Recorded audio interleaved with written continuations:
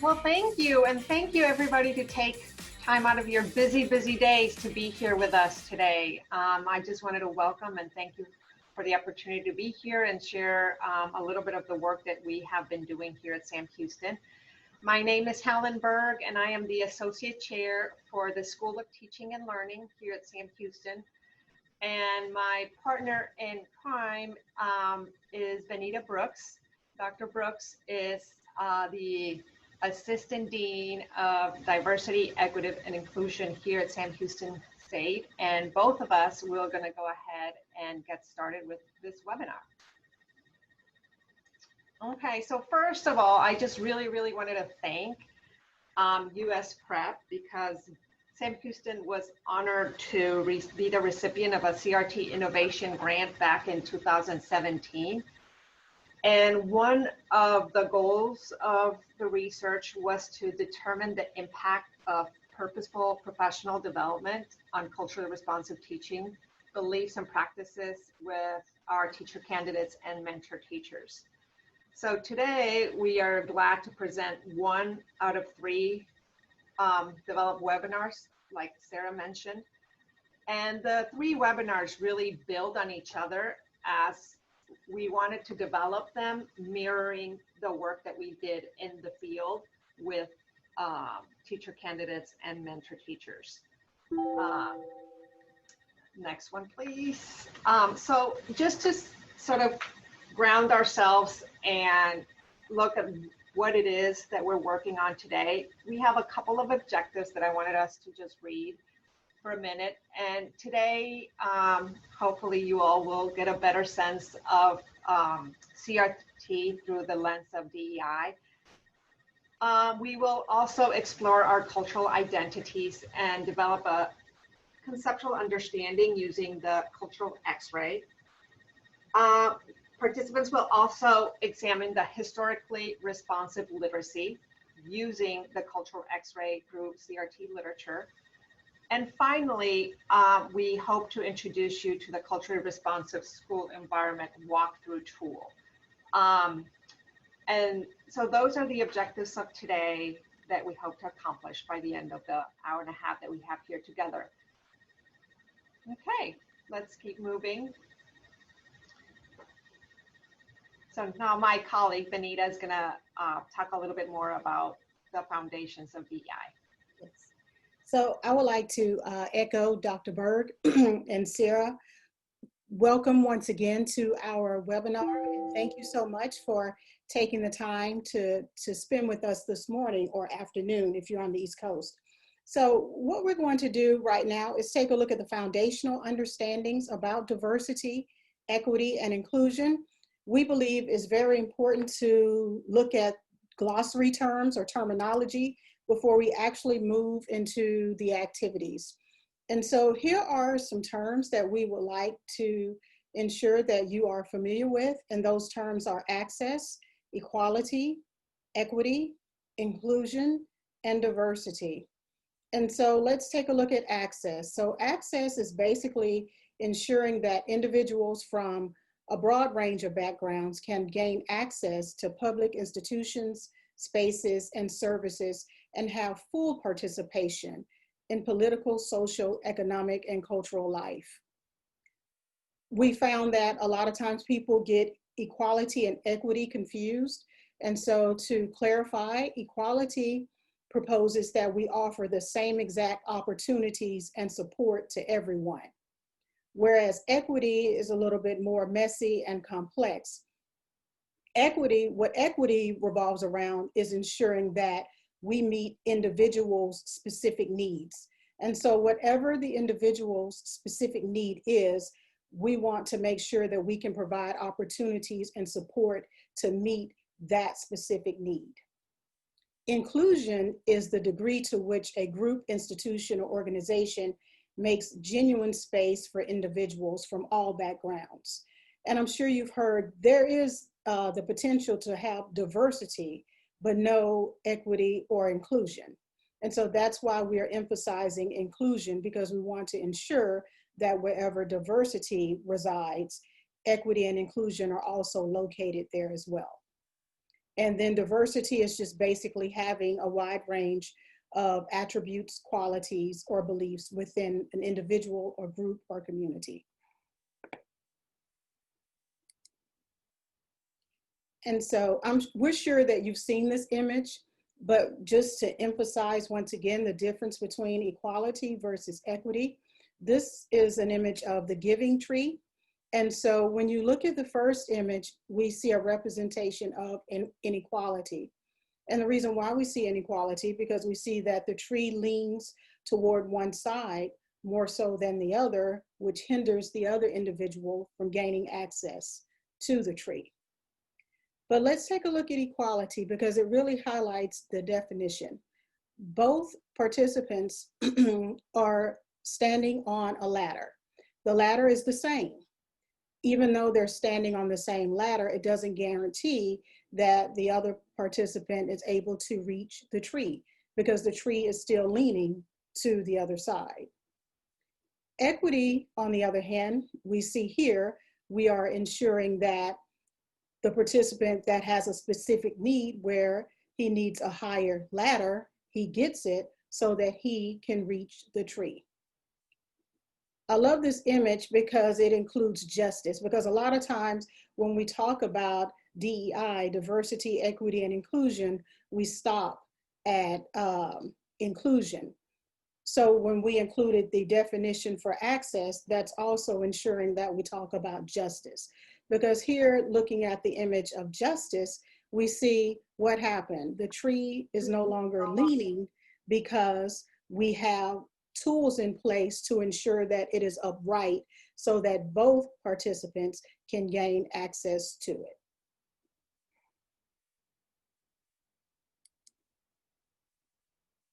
And so now that we've discussed the terminology for access, diversity, equity, and inclusion, we would like for you to pause for a second and watch this brief video.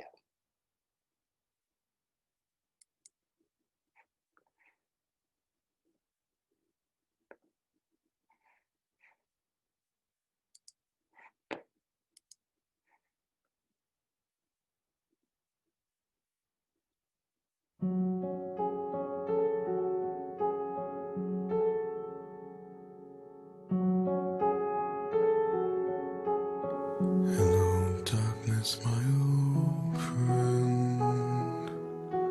I've come to talk with you again, because a vision softly creeping left its seeds while I was sleeping, and the vision that was planted in my brain still remains within the sound of silence.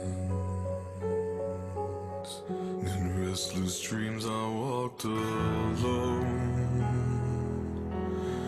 narrow streets of cobblestone, neath the halo of a street lamp. I turned my collar to the cold and damp, when my eyes were stabbed by the flash of a neon light that split the night and touched the sound of silence. And in the naked light I saw 10,000 people, maybe more. People talking without speaking. People hearing without listening. People writing songs and voices never shared. And no one dared disturb the silence.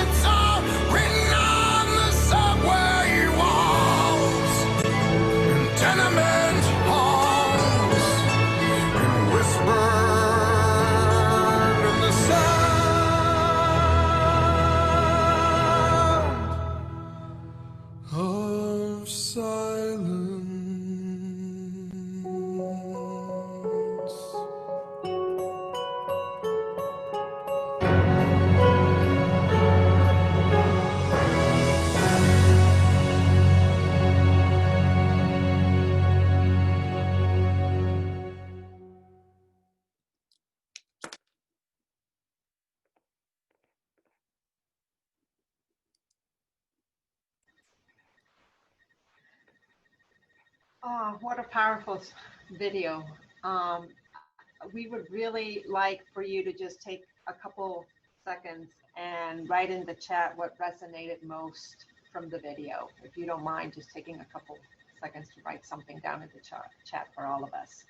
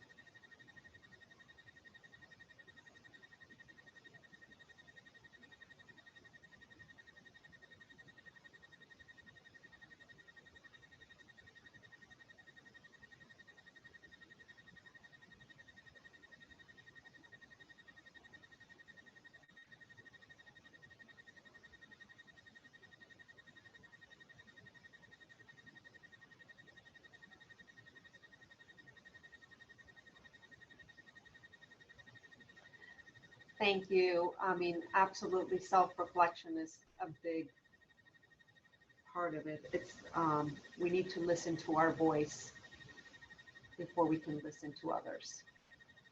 Um, mhm.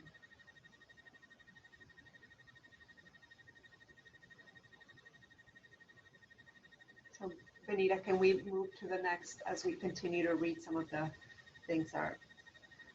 So really, I mean, culturally responsive teaching um, allows our students to become the drivers of their own learning and build their cognitive capacity. CRT isn't just like we know, and I know we have some experts in the room as well, but you know, a single strategy. Uh, it is a vehicle to embrace equity by design and help students feel part of the community of learners, but also value their own individuality. Um, CRT is multifaceted and supports equity in education through the three dimensions that we mentioned: diversity, equity, and inclusion. And I think we can all agree that there's no why do this, right? I mean, we shouldn't be asking the question, why are we doing this? The CRT should be a non-negotiable. It should be a must.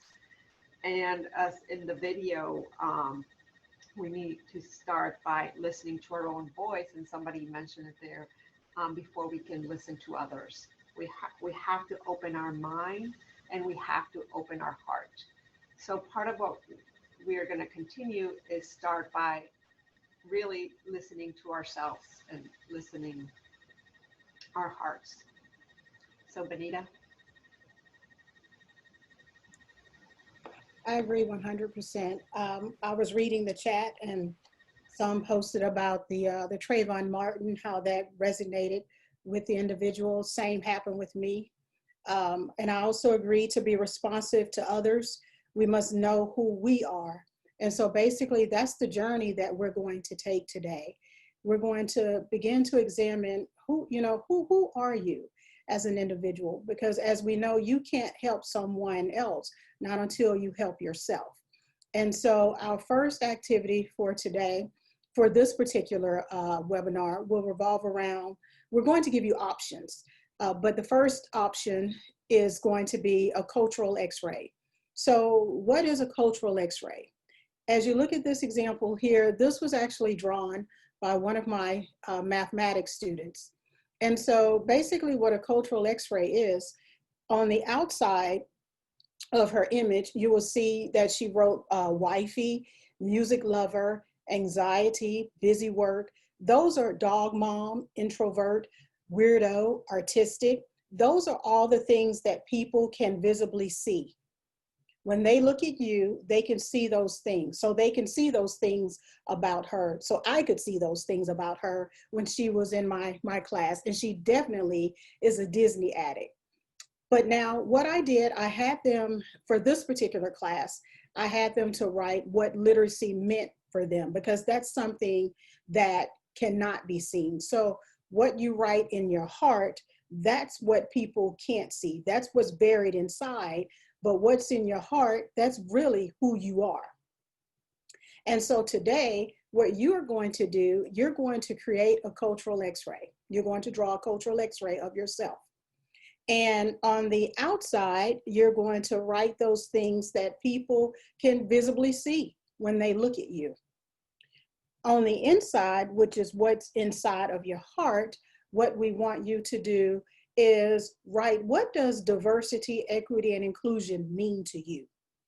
Because those are things that people can't just say, see when they see you. So what does diversity, equity, and inclusion mean to you? And even the word justice or access, what do those terms mean to you? That's what you'll write inside of your heart. And so we want to show you some more examples just to give you an idea. So the cultural x-ray is option 1. So here are some more cultural x-rays.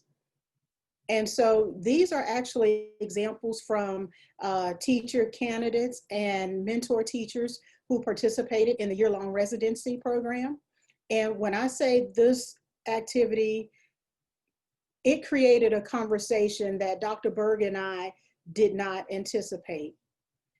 It opened up doors for them to pour out things that normally people wouldn't discuss. But after they wrote what was buried in their hearts, it was like a catharsis for them. They were able to actually be truthful about things that they had buried deep inside. And here's an example of another cultural x-ray.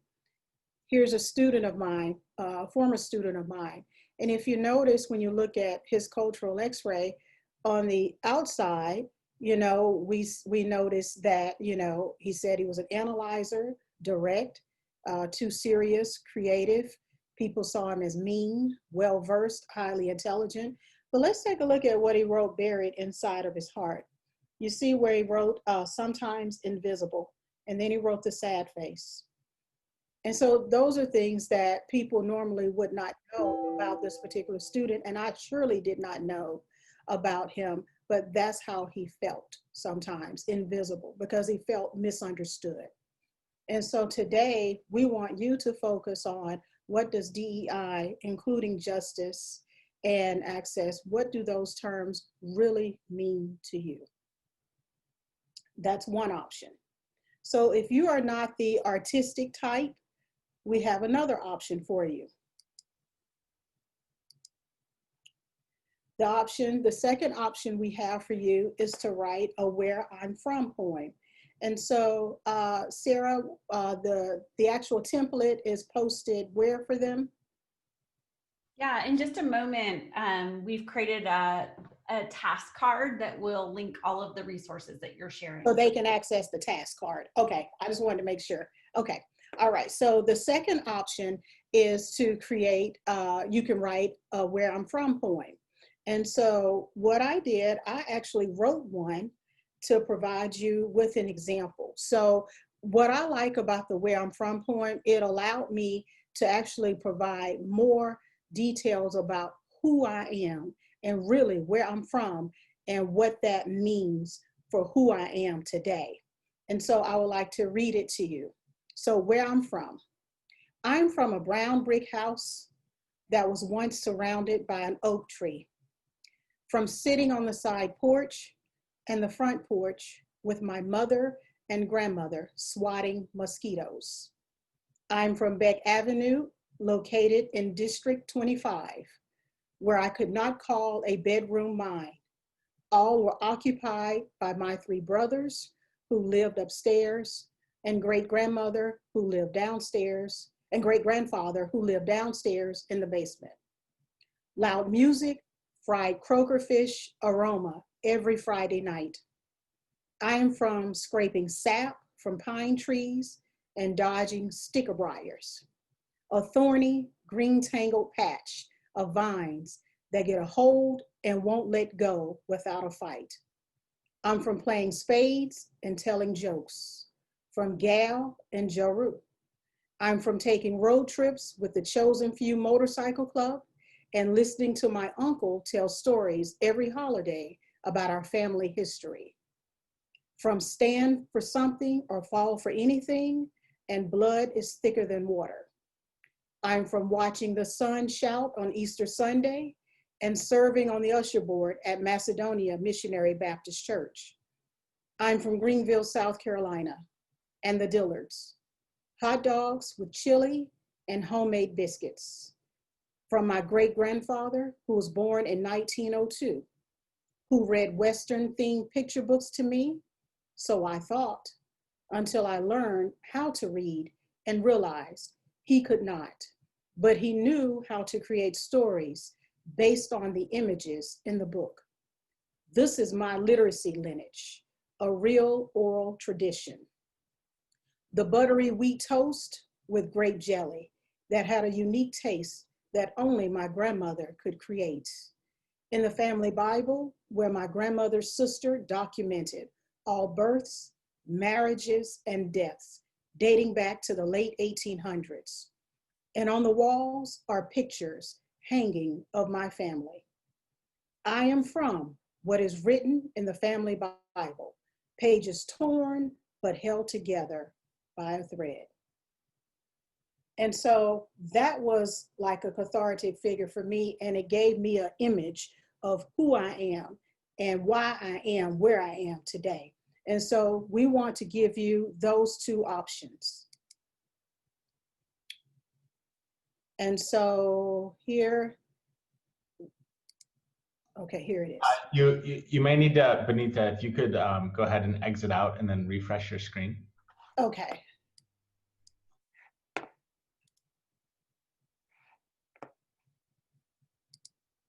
And Benita, if you'd like, we can share ours too. We're happy to help. Okay.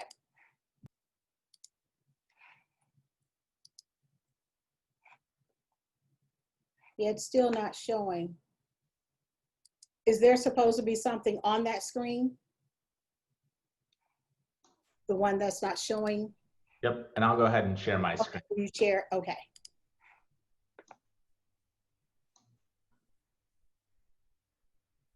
Okay. Okay, thank you. Yep.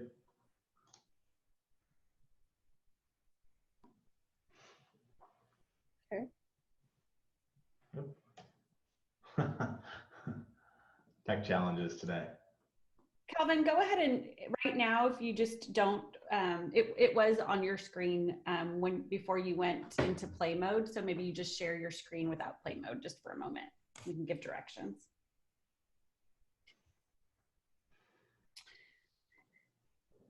And Benita, I just wanted to I'm looking at the chat and just thank you so much for sharing your poem. I think it was quite beautiful. And I know for me, it just allowed me to get to know you better. And I just appreciate, I know I speak, I think on behalf of everyone, just the idea that you modeled that for us and opened up, gave us a glimpse into who you are. So thank you for that.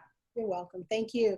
And like, I'm just from the school of thought. We can't ask someone to do something that we haven't done ourselves. That's also a part of CRT. And so here we have, you have two options. You can create a cultural x-ray, or you can actually write a Where I'm From poem. And so what we're going to do is give you 15 minutes to do either. And then after, you're welcome. And then after the 15 minutes, we're going to put you into breakout rooms, and then you're going to share with other participants for another 15 minutes.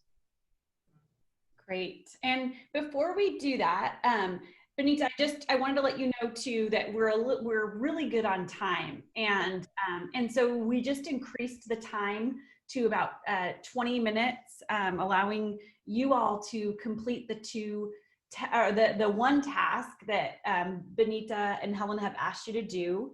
And you'll see that Linda Scott, and we'll go ahead and link that one more time. in the chat, sent you a link to what we call a task card. And all the task card is a way that we could make the resources available to you in an easy way. And so what we're going to ask you to do, and I'm just going to emphasize all of the directions that Benita just shared with you, you'll see that the very first part of the task card gives you directions to select one of the tasks, either a culture X-ray or a poem. And you will see in that area that we linked with two templates, the cultural X-ray template directions, as well as the poem template directions. And so this is what we're gonna give you 20 minutes right now to complete one of these two things. When you're finished and you have time, what we'd like you to do is move on to the second place, the second blue section, which says complete the task. You'll see some blank slides there. So we're going to ask you, and Calvin, if you could just open up those blank slides for us.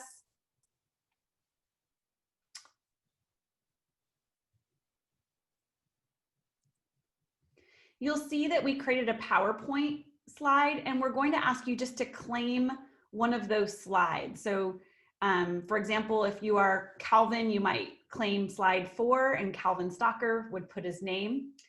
And we'd love for you to either take a screenshot or you know, upload in some way your either cultural X-ray or your poem here to this slide. And then we're going to have some time in small groups. We're going to ask you to share which task you completed, just like Benita shared with all of us.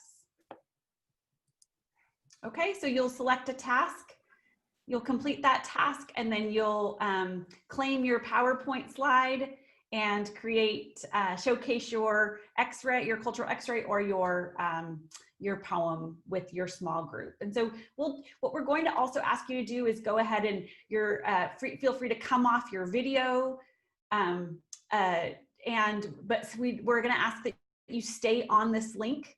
That way Calvin can prepare all of the small group breakout sessions so that you're all ready to go after 20 minutes. And you can see Calvin is adding a timer right now. If there is anything you need, you can always refer back to the task card for those directions, and or please leverage the chat. We're not going anywhere. Helen, Benita, anything to add? No, not at this moment. Thank you. Fantastic. All right, we'll see you back in 20 minutes. Got about a minute before we wrap up. Just a reminder to make sure that you transfer anything that you need to over into the cultural X-ray and poem slides. And I'll put a link directly to that presentation in the chat in case you need it.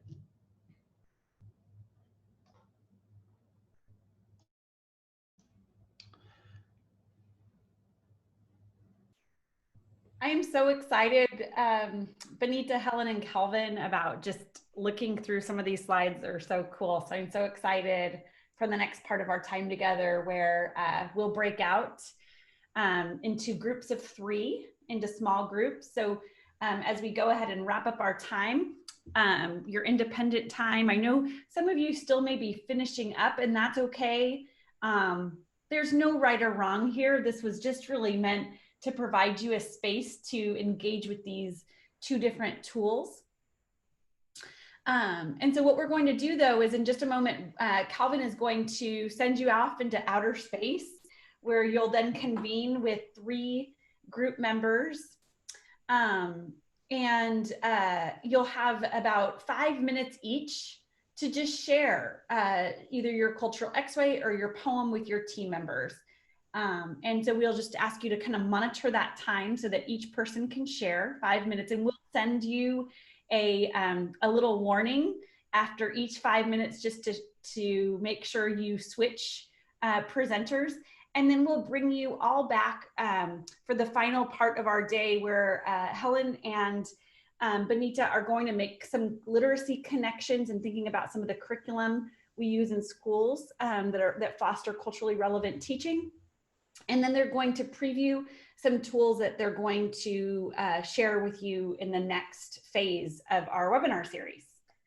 So without further ado, we'll see you back in about 15 minutes after your small groups. All right, so we hope that you were able to share in your breakout session. I was able to look at some of the poems, the x-rays, and I'm just really impressed with what I saw.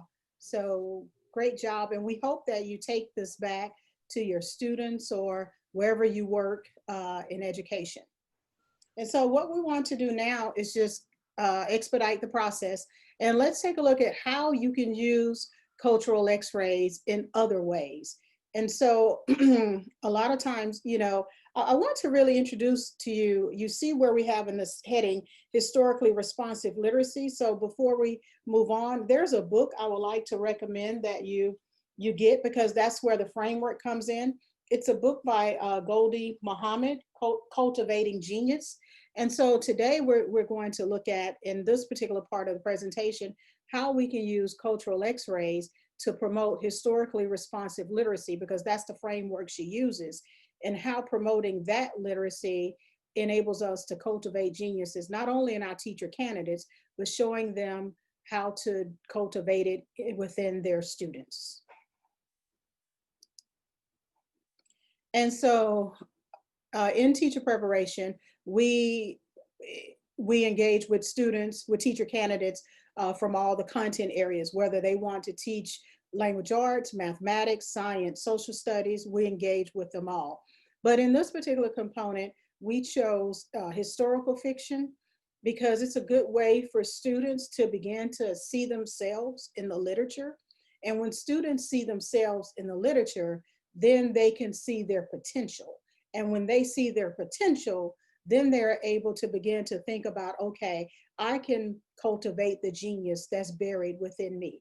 And so it would be fascinating to have your students read these books and have them create cultural x-rays and have them to begin to think about where they see themselves in the characters in the books. We also listed for ELAR social studies, the late Congressman and civil rights activist John Lewis, his March series. If you haven't had a chance to read them, please do so. They really give a great insight of the civil rights movement and all the issues that we really encountered.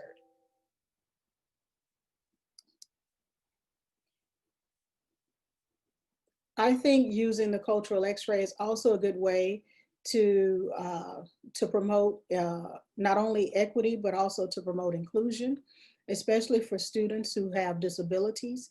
Jacob's Eye Patch is an excellent book to use, especially with younger students. So it's a good choice picture book to use with your teacher candidates to show them how to create a cultural x-ray to teach students how to be inclusive when it comes to students who have special needs. It's a good way to eliminate bullying.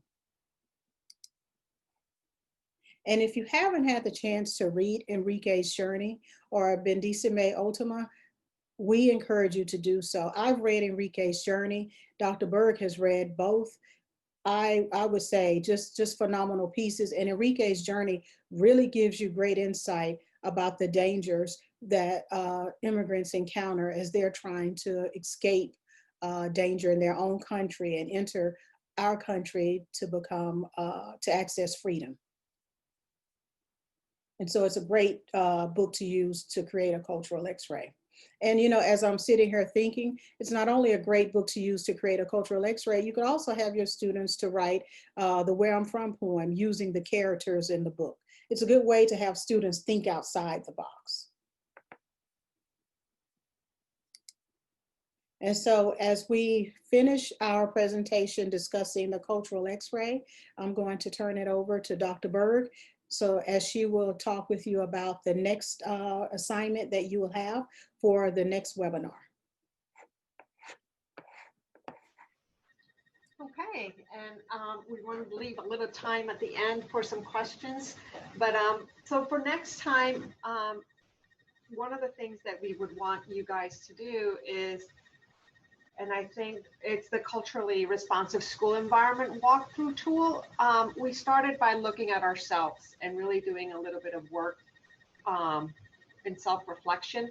And now it's the time to look a little bit around us And one of the things that we had our teacher candidates and mentor teachers do is to really do a walkthrough with the lens of CRT.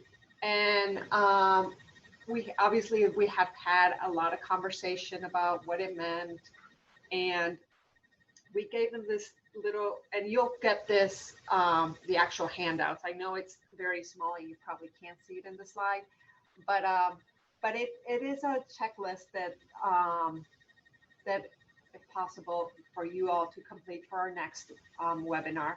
But it's divided in 4 different areas. The first one is in respect to relationships.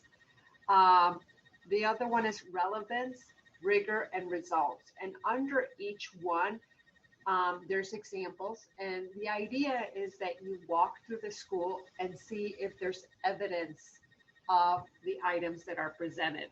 For example, in the first one, in terms of relationship, can you see if there's evidence of family involvement?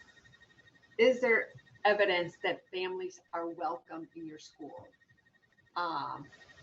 You know, what type of evidence can you see? In terms of relevance, for an example would be students are asking questions. So throughout the handout, the idea is that you note if there's evidence and to what level of evidence. It goes from 1 to 4, obviously 1 being it's absent, or 4 there is tremendous amount of evidence in terms of the item there. So this would be a little bit of a homework to do and see how culturally responsive the school environment will be. Any questions on this form? Okay. Okay. So, so just to conclude our work today, I just really wanted us to look back at what we set for our objectives to be, and we really wanted all of you to understand CRT through the lens of DEI. Also for you to explore your cultural identities and develop some understanding of culture through the cultural X-ray. We gave some examples of the historically represented responsive literacy and how we can use the cultural X-ray through CRT literature, and really just introduce the school environment walkthrough. So for next time, we can have more discussion around this. So I hope we accomplished all of our goals, but we really wanted to open it up for a couple minutes of questions. I think we have a couple minutes still for questions. Comments? Well, I wanted to say a couple things. I really enjoyed the engagement in the presentation today. That now has my brain going, and I don't want to focus on anything else other than writing a poem, because I want to be really good like my group was.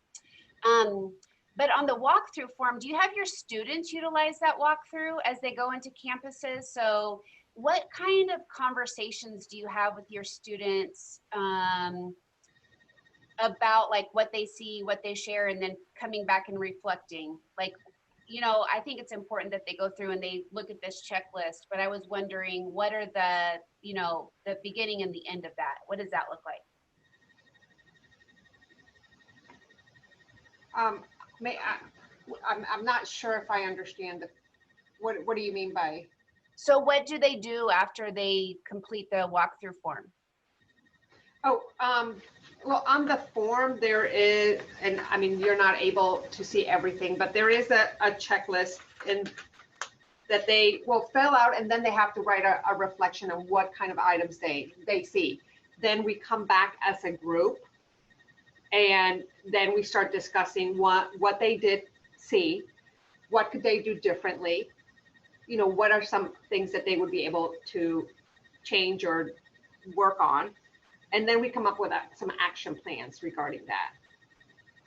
I mean, obviously there's things that they have control over, things they don't have control over, but I think it's important to be, to know sort of, you know, with that lens of DEI, what are some items that would need to be addressed? Does that? Yeah, that helps. Mhm. Other questions?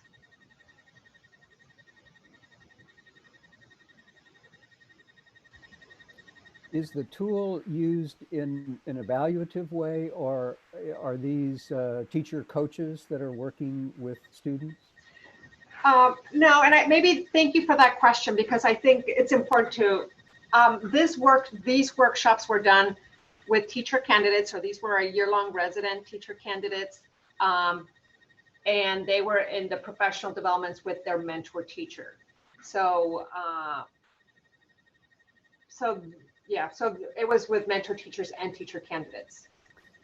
Do you see the possibility, it strikes me as a very good walkthrough tool that an administrator might use in visiting classrooms and gathering data, not so much as an evaluation component, but something for feedback to teachers to sit down and talk about goals for the year, et cetera, et cetera? Absolutely. I mean, this is not evaluative at all. It was more, again, in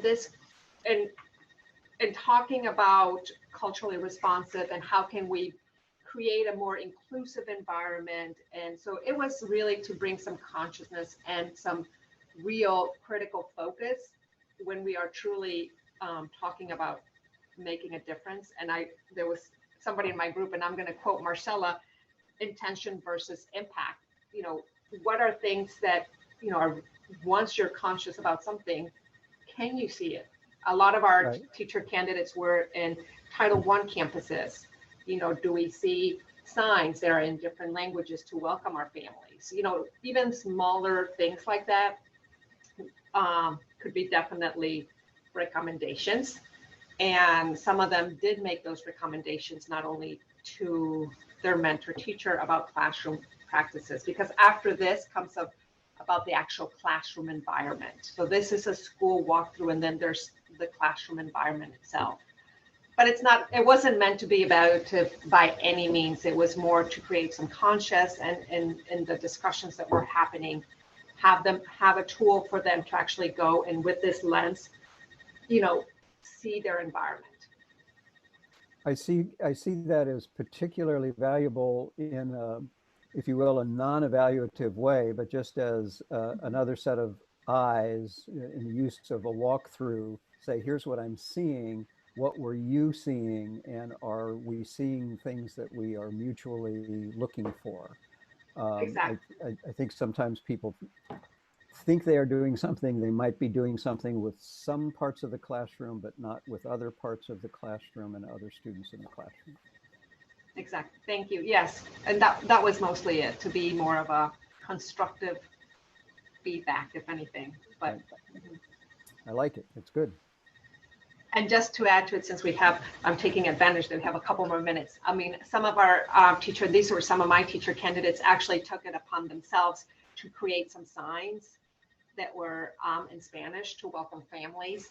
They did some bulletin boards that were very, that were reflective of the community. So they just, you know, and the principal welcomed the idea of saying, sure, you want to go ahead, do it. I mean, but they, after doing this type of work, they just kind of said, hey, what if we don't do this? What if we do this? And the principal was very open to just welcome the ideas. She hadn't thought about it, and some of the people hadn't thought about it, but it was more of a, sure, go for it. Mm-hmm.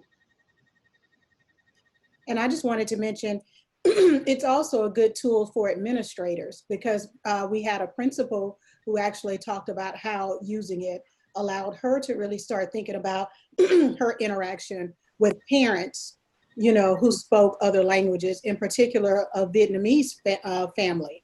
You know, she couldn't speak the language, but she realized, okay, how can I communicate with this parent in a manner where she feels respected and embraced? And so she said it really taught her to start, you know, feeling more comfortable interacting with those who did not speak Spanish or speak English and to start thinking about how is she interacting with other types of parents.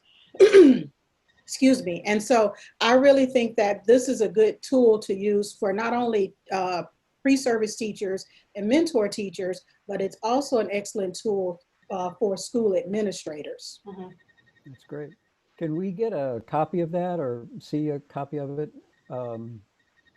Absolutely. I think it's part of the task card. Yes. task card. It's already uploaded in the task card. Okay. It looks like it may not be working, so I'm going to go ahead and relink it, and I'll just chat you when I did, so you can just try that link one more time. Mhm.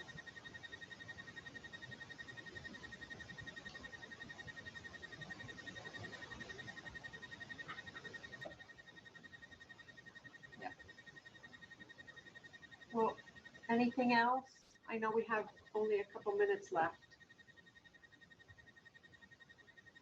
I just wanted to, I mean, if I don't, I wanted to say that in my group, in the small group, to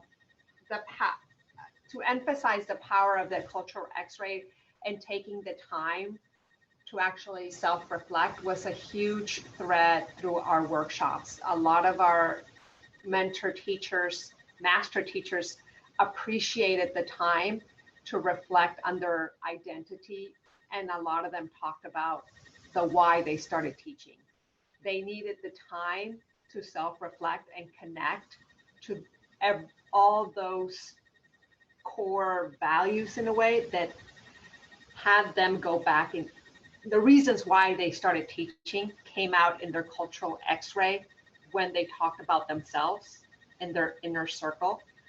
And a lot of times we get so busy working and we forget the why. And I just want to say that in our professional development, that time for our mentor teachers to reflect was critical, for them to be given that opportunity to look inside and just reflect, and sharing that with their teacher candidates really brought their relationship to a deeper level than anything else. And so anyway, I hope that you all enjoyed a little bit of time out of your busy days to just pause for a moment and really look at your inner self and listen to yourself. Dr. Berg, I'm posting our email addresses in the chat, just in case, you know, someone wants to reach out to us. And also, I think we have one person, Sarah, if we have time. William, would you just like to email me, William, or would you like to share with the group? You can post in the chat. And Helen, what's your email? H. Berg. That's what I thought. All right. Okay, he said he would email me. All right, so there you have it. All right, so thank you all for joining us. It's been a wonderful webinar. We thank you once again and have a great day. Thank you, everyone. And thank you, a special thank you to Benita and Helen for all your work on this and sharing all your learnings. We will make sure we send out an email within 24 hours with the resources and the recording and a PDF of the PowerPoint. I know that was requested earlier as well. So have a wonderful rest of your week. Thank you. Bye-bye. Bye-bye.